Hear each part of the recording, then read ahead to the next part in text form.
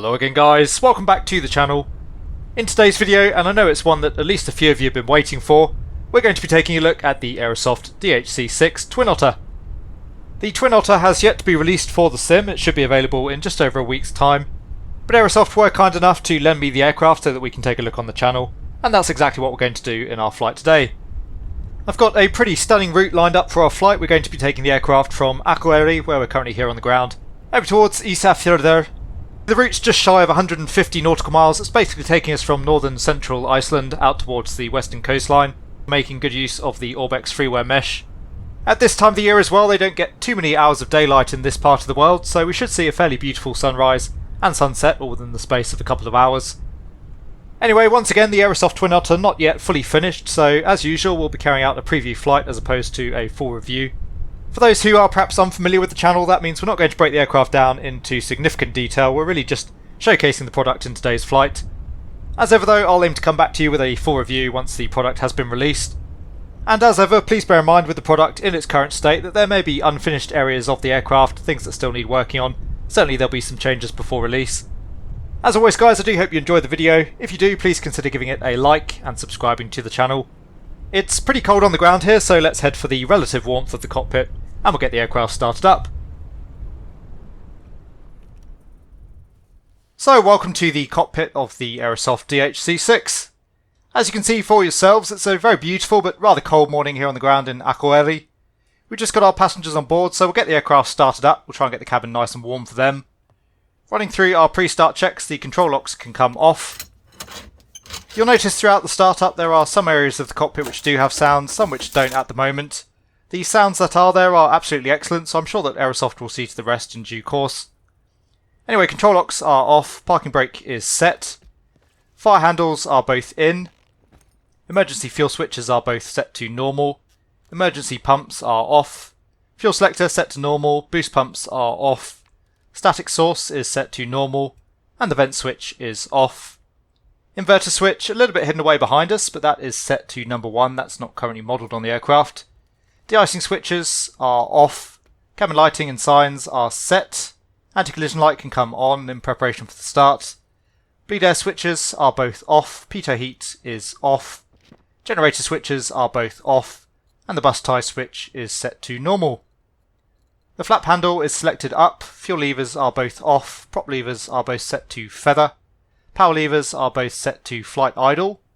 Coming over to the right hand side overhead, the windshield wipers are off, windshield heat is off, and back over to the left the landing lights are off, ignition switch is set to normal and that's been caged up, so the DC master can go on, the external battery switch will set to battery, and you can hear the Twin Otter now powering up. Again, really excellent sounds on the aircraft. We're looking for a minimum bus voltage of 18 volts, we're showing well above 20 there at the moment. Caution lights are checked. We'll do a fire detection system test. Fuel quantities are checked. We've got 8,000 pounds of fuel in each of the main tanks, and we'll do a fuel quantity indicator test. So the needle should roll back to 0. Just checking the function of the gauge, and the gauge operating correctly, so the test is complete. There are a series of other tests that we can actually carry out during the startup according to the checklist. We can do, for example, a crossfeed check or an emergency pump check. We're not going to carry those out today. They're fairly long, fairly convoluted checks. We'll maybe save those for the full review. So we'll be moving straight on to the engine start. Once again checking that both of the fuel levers are in the off position. Prop levers will leave fully feathered for now. Power levers are set at idle. Boost pumps, both the forward and the aft boost pump can go on. They're both on. Start switch, we'll be starting the right hand engine first, so we'll move the start switch into the right start position. We'll monitor the NG gauge, we're waiting until we're through 12% and then we'll introduce the fuel into the engine.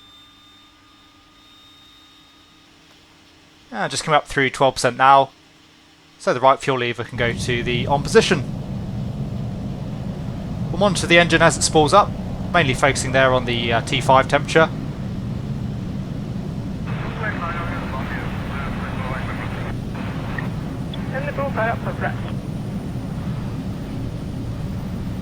And You can see the spool up time of the engine there, realistically slow to run up.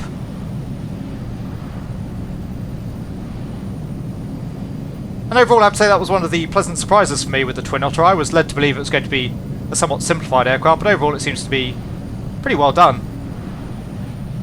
Norseman 5 on Quebec, contact tower, 1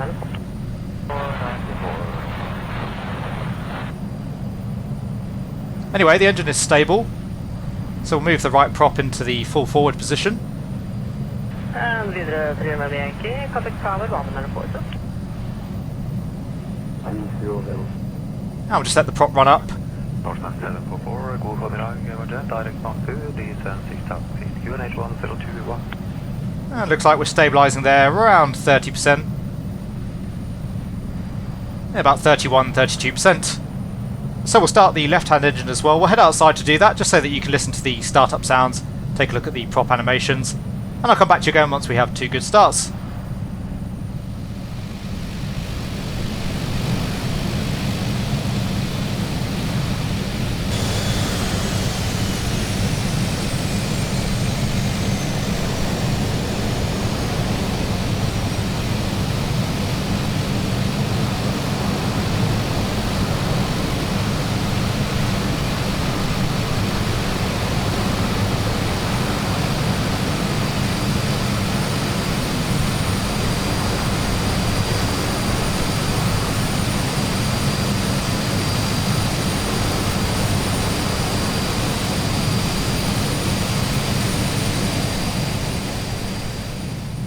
Okay, so we do have 2 good starts. We'll get the engine-driven generators on.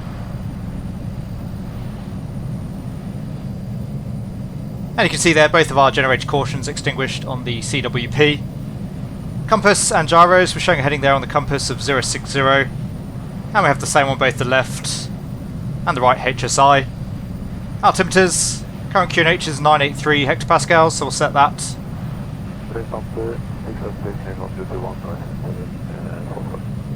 Green start to 0 contact tower 1194.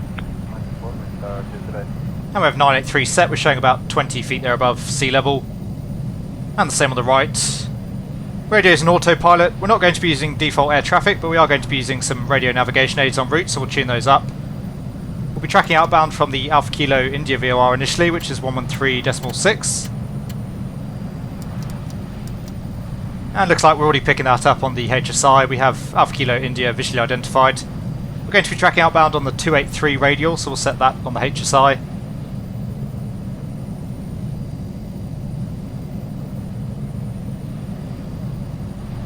And we have 283 set.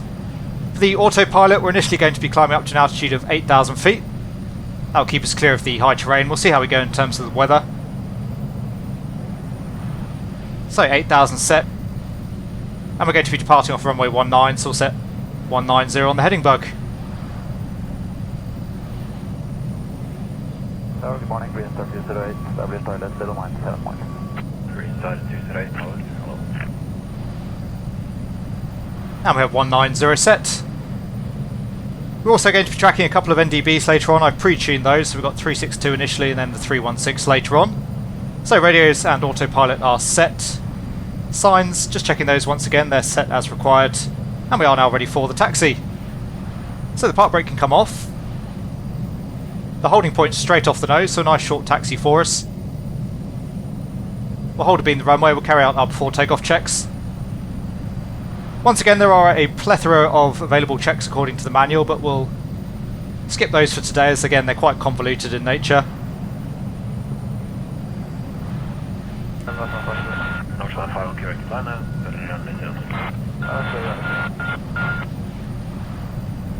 So let's bring the aircraft into position, back onto the brakes. And the park brake can go on. Looking at the windsock, the wind is straight down runway 19. It's a fairly short takeoff run. We've got much more runway in terms of distance out to the north, but given the wind and the DH-6's STOL capabilities, we'll take the headwind for the departure. Running through our before takeoff checks, the trim tabs. Elevator trim set. The rudder trim, according to the aircraft, we actually need a little bit of rudder trim out to the right, but I've seen from various other videos that it's not really required, so we'll leave the trim in neutral. Flaps are set to 10 degrees and we have the flaps just rolling out there. And now indicating 10 degrees. Flight instruments are checked, radios are set, prop levers are fully forward, auto feather can come on, and we do have the select light illuminated there. Engine instruments are checked. We've got the bleed air on for the departure. I'm not sure whether or not that's procedure, but we've got plenty of performance in the aircraft, not particularly heavy. And again, we've got that headwind, plenty of runway available. De-ice is not required, but we will take the pitot heat on for the departure. And for the line-up checks, we'll run those now. So flight controls, we have full up, full down, and neutral, full left, full right, and neutral, and on the rudder, full left, full right, and neutral. Transponder can go to out. We're squawking 7,000, we'll leave that as is for now. Landing lights can come on. Strobe lights, they're a little bit buried away up at the back of the panel, but the strobe lights are on. Caution panel, again just that pneumatic low pressure, which should disappear once we come up on the engine power. And runway heading we'll check once we're lined up with the runway. So once again, park brake off. Looks to be all clear upwind. And we're all clear on final. So we'll just taxi the aircraft into position, we'll hold momentarily, check the heading, and then we'll go.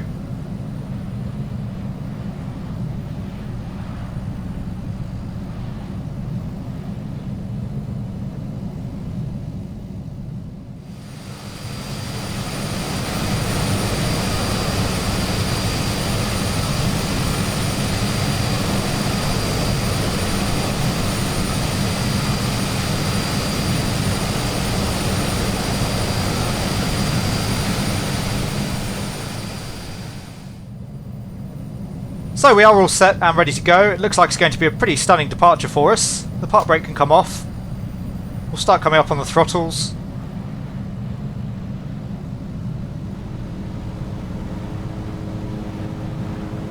VR will be 64 knots, V2 is going to be 72 knots. Just having to use a little bit of left rudder to keep the aircraft straight on the runway. Power is set, T's and P's look good, coming back on the yoke. And we're up. Unsurprisingly, the Twin Otter getting off the runway in a very short distance there.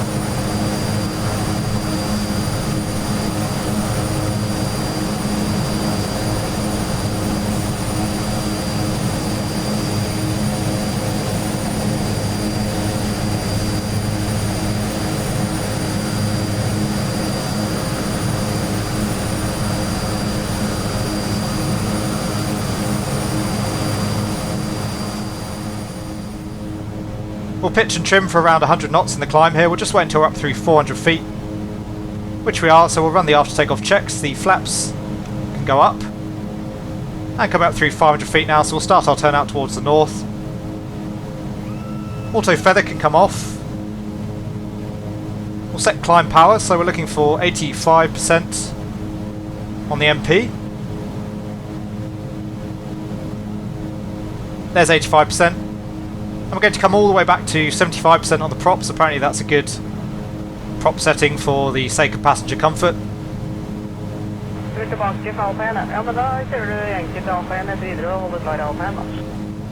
So that's pretty much all the way back on the props. And there's our 75%. So climb power is set. Signs will leave on for now. The landing lights can come off. And that's the after takeoff checks complete.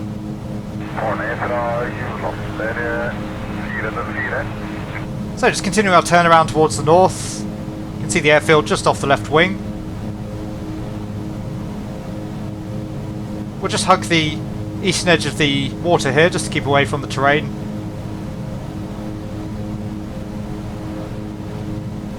Overall, I have to say the Twin Otter very pleasant to hand fly. I find myself saying that a lot about aircraft recently in reviews, but I do think developers are finally starting to get a bit of a handle on Microsoft Flight Simulator, creating some fairly nice flight models now. We've got the aircraft trimmed and it's more or less sitting where I want it to. Slightly left wing heavy at the moment.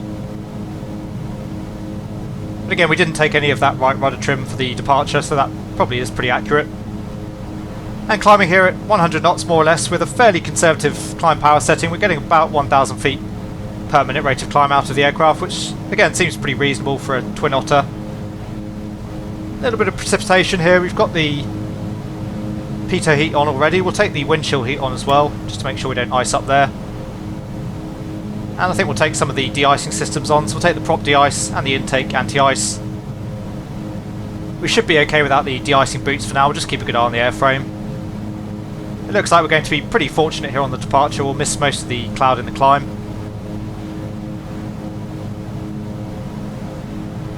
So as you can see, we're just tracking outbound towards Alpha Kilo India at the moment, and we'll be making a turn out towards the west. And actually, once we're up through 6,000 feet, we can potentially make an early turn out towards the west. 6,000 feet is the highest terrain on our routing today.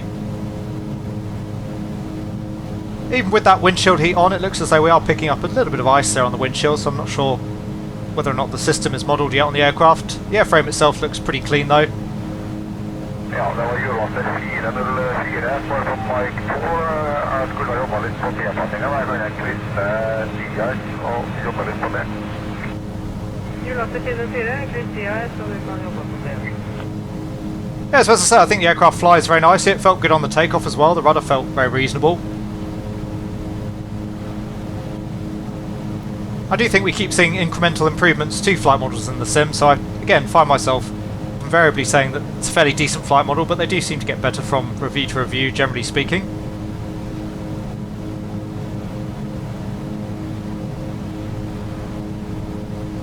So we should be coming up on the radial fairly shortly, just coming up on 5,000 feet. Again, we'll just wait until we're up through 6,000 before we turn out to the west. We've obviously got some pretty high terrain there out towards the west.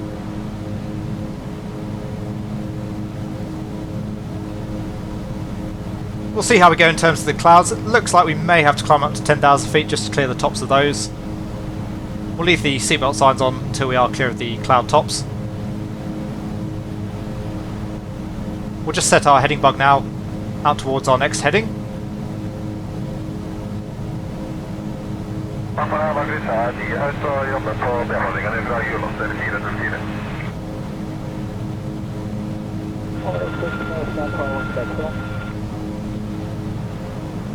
And just coming up on 6,000, so we'll start that turn out to the west.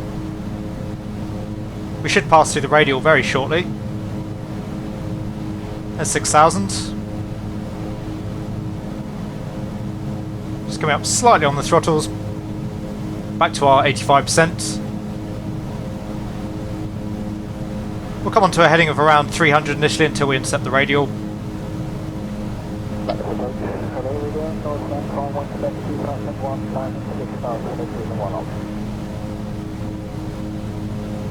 And we'll just line our heading bug straight through the radial there as we anticipated. We are obviously pretty close to the VOR currently. Only 2 miles out from Alpha Kilo India. Good morning, Roger. Identified climb flight 170. And coming up on 7,000, so I think we will go up to 10. There's our altitude alerter. And we have 10,000 set. As I say, that should put us nicely clear of any weather, obviously any icing as well. We are clear of the clouds for the time being, so we'll get those anti-ice systems off for now. Just leave the windshield heat on.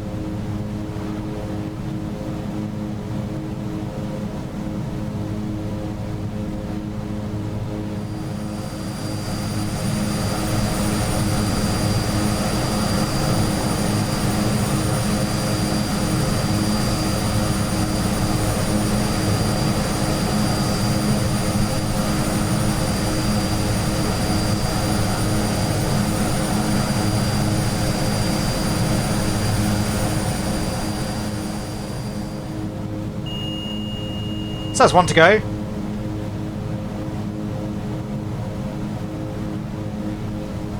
Cruise power, we're looking for 35 psi on the torque, so we'll come back on the throttles once we're established in the cruise and we've built up a little bit more airspeed. Green side 208, first right, contact ground 116.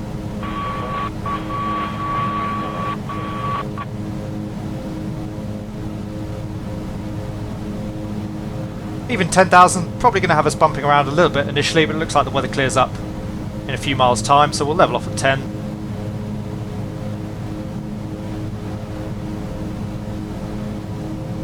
Once again, the aircraft really nice in terms of how it feels in pitch. Just trimming ourselves out.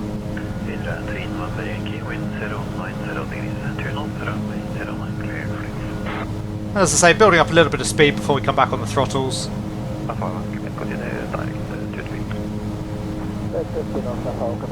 So we're aiming for 35 psi on the torque. And the power is set. Just needing a little bit more nose down trim here, the aircraft's still wanting to climb.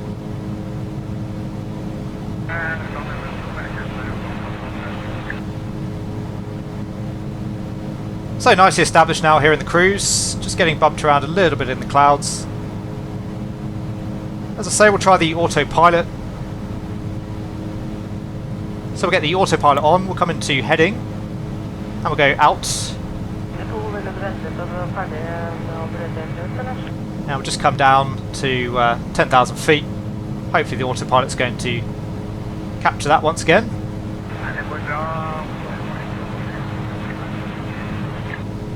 So overall, very typical of a Microsoft Flight Simulator autopilot. I suspect it is just using the default avionics. In fact, fairly clear I would say that it is. So all of the associated issues with that, but overall it seems to be functioning reasonably well. We'll just wait until we leveled off at 10,000 and then we'll let the passengers up.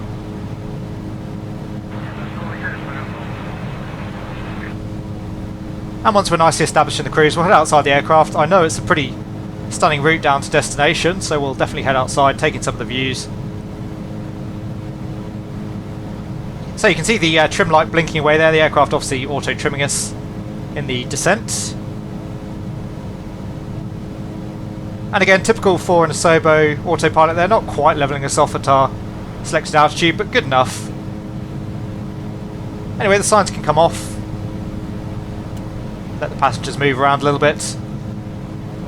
So as I say, we'll continue to track outbound. We're on our westerly heading for now. We should pick up the radio outbound from Alpha Kilo India shortly. We'll head outside the aircraft, we'll enjoy some of the en route scenery. And as usual, I'll come back to you once again as we make our descent in towards destination.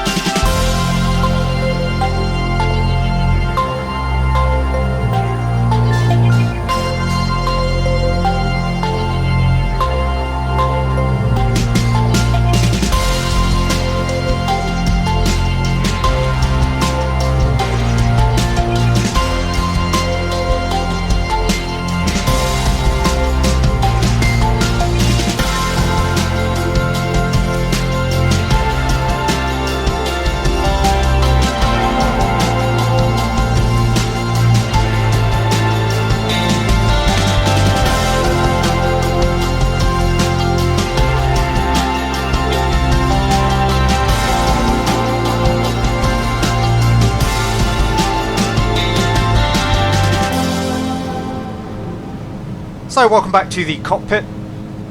We're just coming up on our top of descent. We've got the Oscar Golf locator tuned up there on nav 1. That's showing a DME of 24 miles to run. I reckon we need about 20 miles for a comfortable descent here, so we'll get the aircraft coming down. Initially we're going to descend down to 5,000 feet. That will keep us clear of any terrain en route. So it's 5,000 set. And we'll go for a descent rate of around 1,000 feet per minute. We'll adjust the power, of course, accordingly to maintain a reasonable speed here in the descent.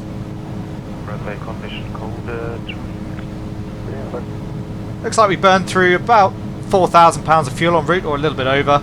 We're doing about 3,000 pounds per hour on each engine. Running through our descent checks. Fuel quantities are checked. We've got about 5,000 pounds left in each main tank, plenty of fuel if we need to go around or divert. Fuel selector is set to normal. Caution lights are checked. De-ice is set as required. Altimeters are set. And that is the descent checklist complete.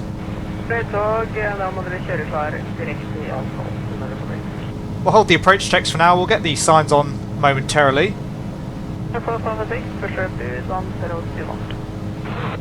Looks like around 30 psi there on the torque is giving us about 140 knots here in the descent. And again, we're icing up a little bit on the windshield here. We do still have the windshield heat on there at the moment, so I assume that's not currently modelled in the aircraft, but I'm sure that Aerosoft will see to that before the aircraft's released. Showing 19 miles to run now towards Oscar Golf.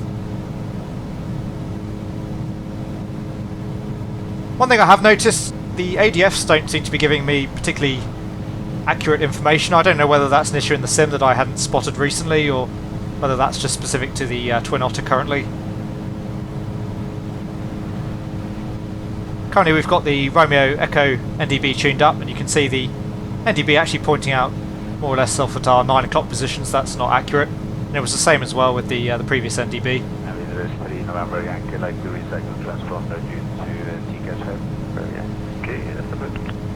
There is actually a cloud break procedure to let us down in towards destination if we needed it, but looks like we're going to be fine in terms of the weather. Obviously pretty light cloud coverage. Nonetheless, we just set the MDA at 500 feet based off that procedure.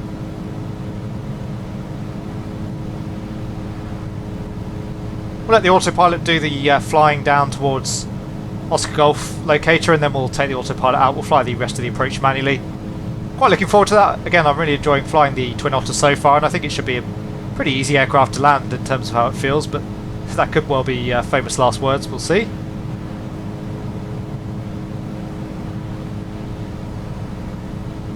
Anyway, we'll get our approach checklist out of the way so the signs can come on once again. Get the passengers sat down, and we'll get the landing lights on.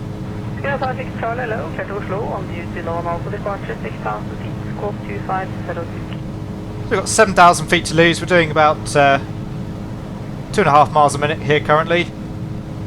And we've got 13 miles to run now, so all looking good in terms of our descent profile. And again, that's actually a distance out towards Oscar Golf.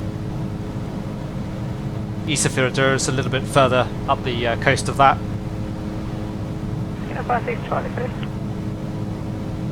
Firstly and most importantly, we'll just get ourselves below the cloud, and then we'll be confident that we'll be visually able to keep ourselves clear of any terrain.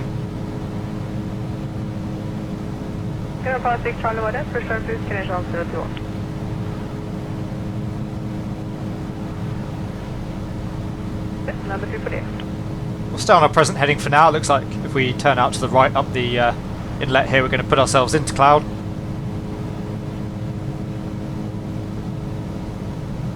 Anyway, 4,700 is the MSA off the Oscar Golf locator, but again, I'm pretty happy at the moment we are visual, so we'll keep the aircraft descending. We'll come down to 2,000 feet.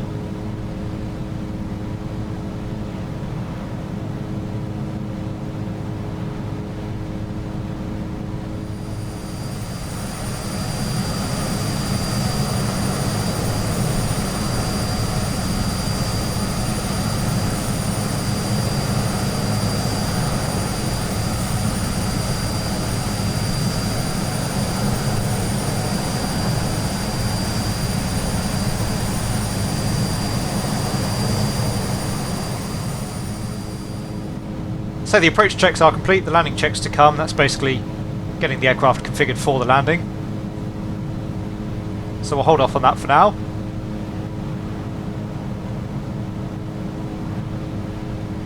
It's 3,000, so that's one to go. We'll just reduce our vertical speed. We'll try and keep the aircraft in the descent for now. Avoid levelling off too soon, but you can already see the inlet that we need to fly up. That's just off tower 11 o'clock.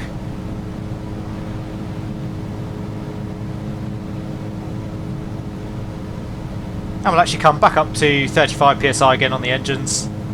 We'll maintain the speed for now. We've still got a few track miles here to run. Just about to come over the Oscar Golf locator. Should be just down somewhere at our 1 o'clock.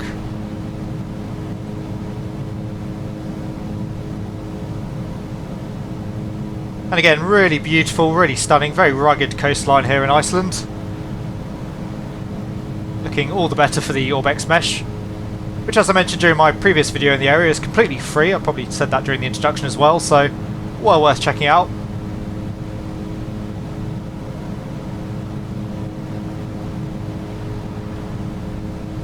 And the rad out just coming alive there, just coming up through 2,500 feet.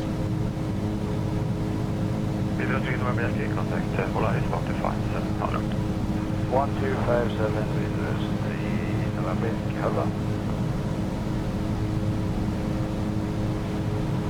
So we're just down our current heading, more or less tracking along the coastline here. And just before we make our turn down the fjord, we'll get the aircraft slowed down. We'll start configuring as we enter into the fjord itself, or perhaps just before that.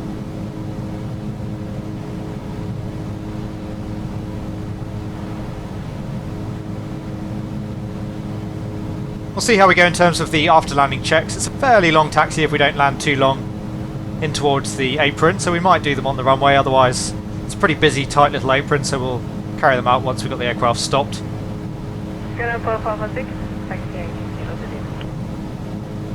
And just coming up on 2,000 feet, the autopilot should level us off.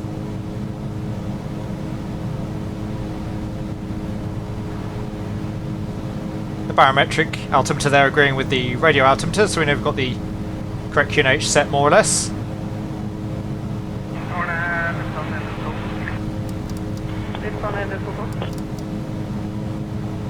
And you can see there, looking at the map, the airfield's just off behind this piece of terrain at our 11 o'clock.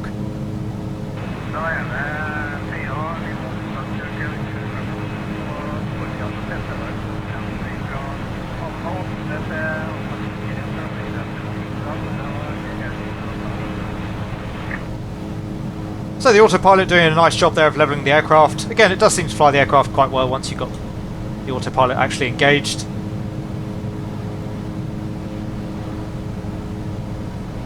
And I think we've let it do enough work for today, so we'll disengage. We'll fly the rest of the arrival manually. Again, nice custom sounds there on the aircraft.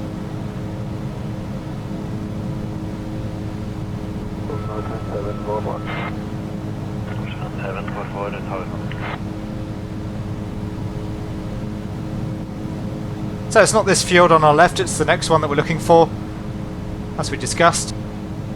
Just double checking that on the GPS.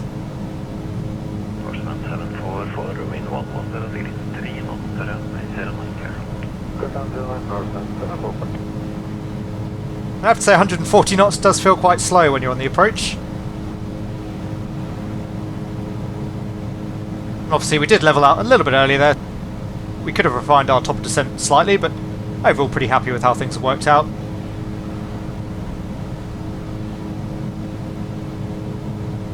Having disconnected the autopilot, I haven't touched the trim. The aircraft still seems to be very nicely in trim, so that's great to see.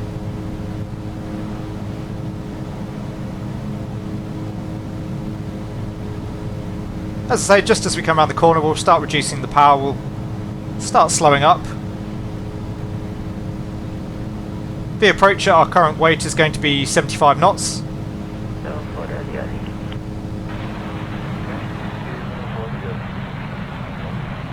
So back off the power. The sound's cutting out a little bit digitally there.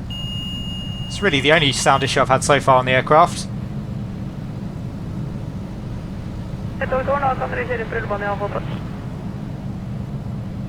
And you can see the airfield just come into view off tower 11 o'clock, off the side of the hill. We're a little bit high and fast here at the moment, so we'll come all the way back on the throttles. We'll start configuring.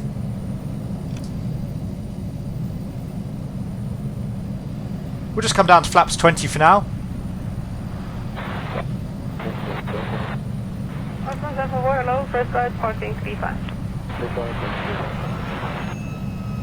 We'll go for a flaps 40 landing though, just to see how the aircraft behaves there.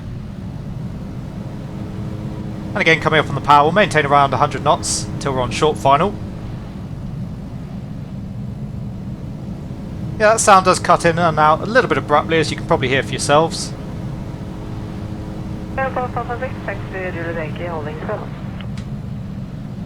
But again, this is still a pre-release product, so Aerosoft do still have some work to do on the aircraft. We'll get the speed back in the white arc, we'll continue to configure, so we'll go flaps 30. And we'll keep the speed around 90 knots for now, above the blue line. And finally we'll take flaps 40. There's our minimums, we're obviously visual. That was based on the cloud letdown procedure. So the landing checks, flaps are set. Props can go fully forward.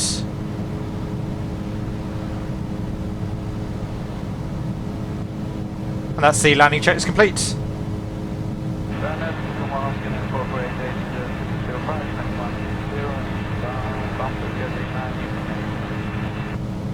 Actually feels like we're approaching fairly rapidly here now in the DHC-6, but only doing 80 knots. Good morning, Roger. Descend 7000 feet on the QNH 1021. Quite an interesting little approach. Good fun onto runway 26.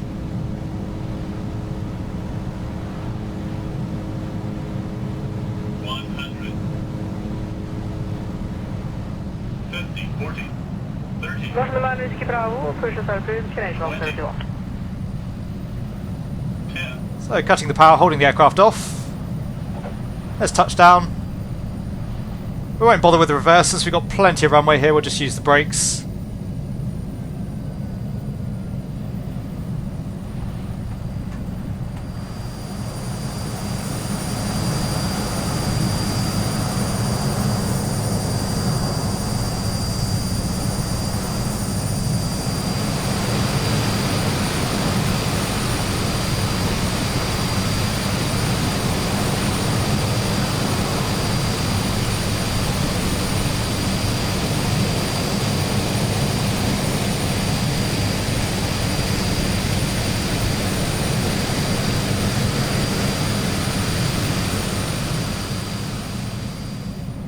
So onto the brakes. Again, the aircraft felt very pleasant in the landing configuration there, and in the flare as well. It felt like I had plenty of control over the little Twin Otter.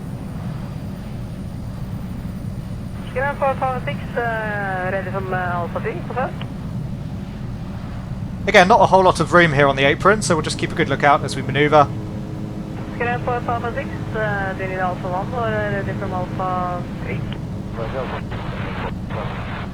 And we'll face the terminal and the sun, probably sunset already at this time of the day. So park brake can go on. For the rest of the aft landing checks, the bleed air can come off. DI systems, they're all off. We'll get the windshield heat off as well. Landing lights are off. Strobe lights are off. Transponder is off, and the trim tabs are set. For the shutdown checks, the park brake is on. Radios, we'll leave the radios on for the sake of the flight today. Power levers are at idle. Prop levers can come back to feathered.